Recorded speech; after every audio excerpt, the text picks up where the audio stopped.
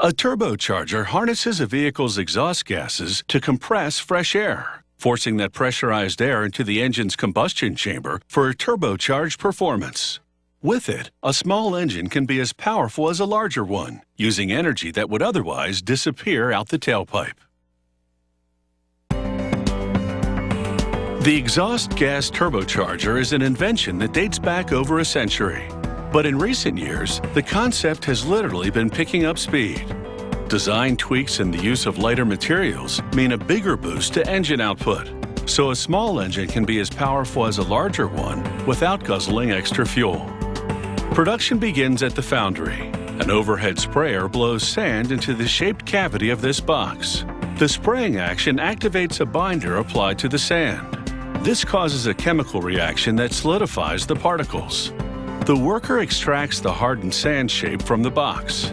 The shape is called a core. It will be used to mold the inside of the turbocharger's housing. He files down any little bumps and rough edges. He then pipes adhesive around the border of a second sand mold and glues the first part to it to build up the core. He applies a putty-like compound to the seam to plug any gaps.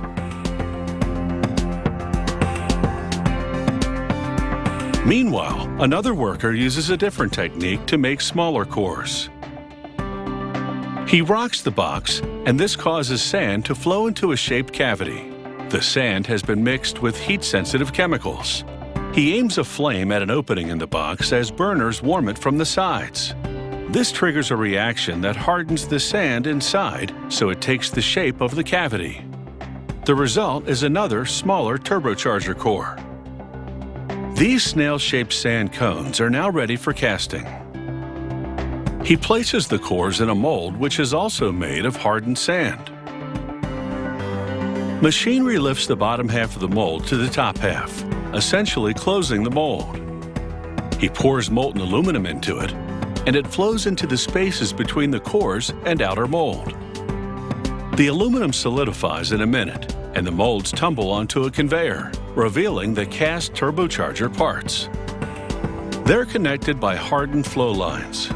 After separating the parts, they ship them to the turbocharger factory. Here, computerized tools carve and contour the aluminum part to specifications so precise they're measured in thousandths of an inch. This is the turbocharger housing before the work was done, and after. Using a computerized probe, a technician looks for irregularities. Even minuscule ones will need to be fixed. It's now time to assemble all the parts. The worker inserts a bearing into one end of the iron center housing. He lubricates a second bearing and slots it into the other end. These bearings will ultimately support a shaft with a turbine on one end and a compressor on the other. He adds a metal collar and a third bearing to the assembly. He caps the bearing parts with a metal plate. It will keep lubricant from spilling out when the turbocharger spins. He flips the center housing around and installs a metal heat shield on the bottom. He inserts the shaft and turbine wheel assembly. He installs the compressor wheel on the other end of the shaft. He heats the wheel briefly, causing it to expand, which allows it to be pushed further down the shaft. Once cooled, it shrinks to the shaft for a tight fit.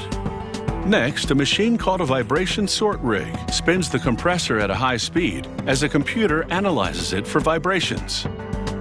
Even the slightest tremor indicates an imbalance. The computer also detects the source of the problem so it can be fixed. He grinds the compressor nose ever so slightly to balance the part. He now nestles the compressor into the curled aluminum housing.